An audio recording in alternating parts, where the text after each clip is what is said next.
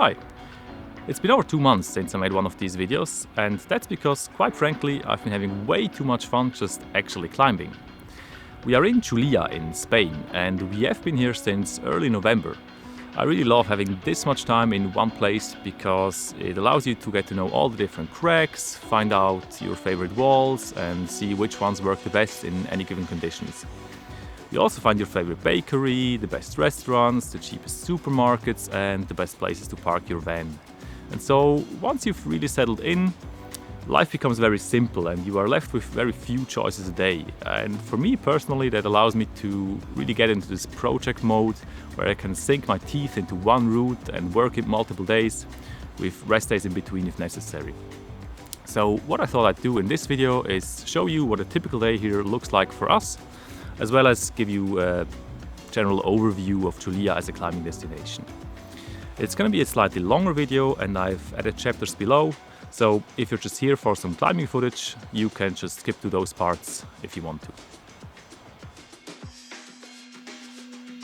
We usually wake up before dawn, which at this time of year is not until 8 o'clock, and depending on whether the night is cloudy or not, it can get pretty cold even in Spain. And no, we don't have a heater in the van, but we find that with some warm clothing and a thick cover, we are usually fine down to about 0 degrees Celsius. Since it is still pretty cold in the morning, we eat breakfast inside most of the time, in what I like to call the dining room. After that, we get ready, pack our things, and get going pretty much straight away. All in all, it takes us about 1 hour from waking up to leaving, and the approaches in Julia are between 10 and 40 minutes long on really good paths. And depending on where you park, you can actually walk straight from the van without even driving anywhere.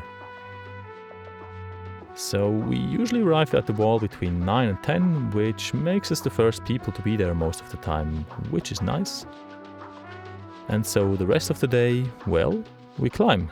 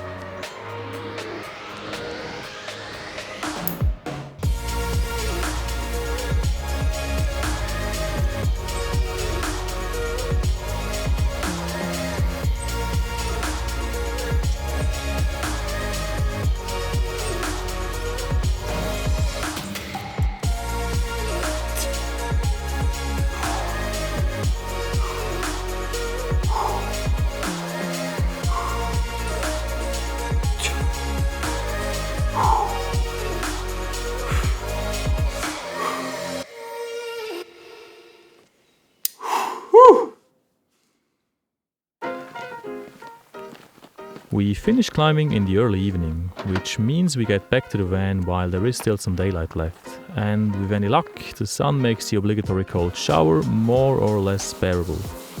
We are pretty disciplined to take one each climbing day, even if it does suck sometimes, especially when it's windy. But at the end of the day, it is just so much nicer to go to bed clean. After that, we cook dinner. And we always make enough for the next day as well, so we only have to cook every other day.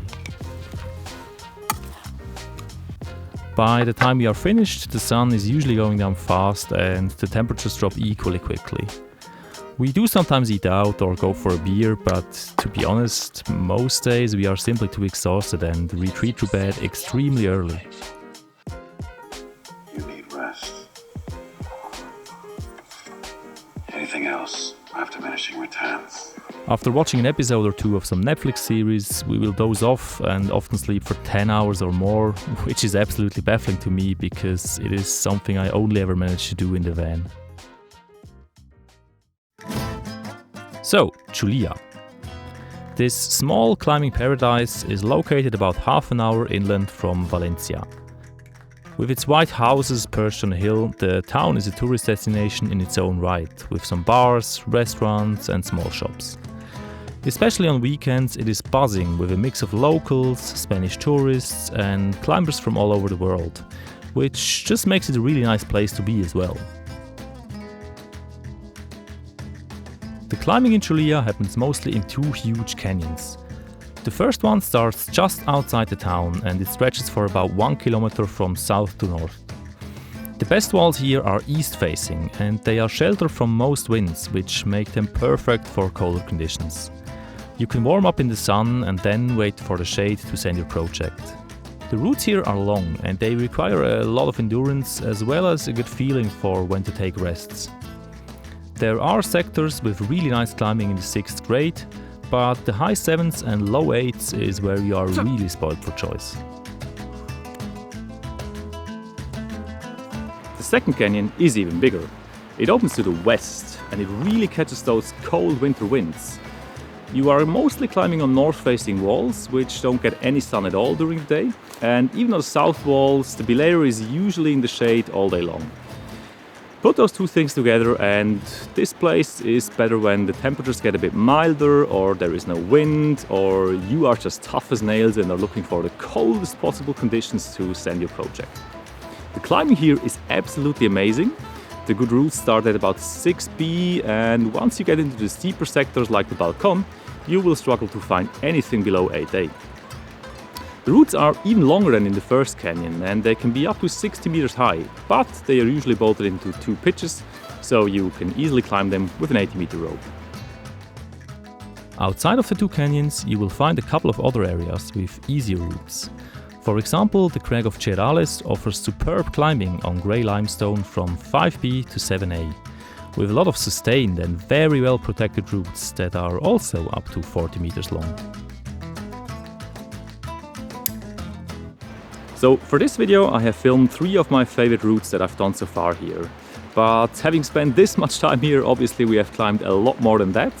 And so if you're interested in recommendations, I have compiled a small list of routes that I really liked and you can see them down below in the description.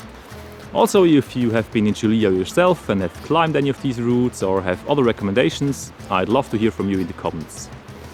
Alright, enough talking, back to climbing.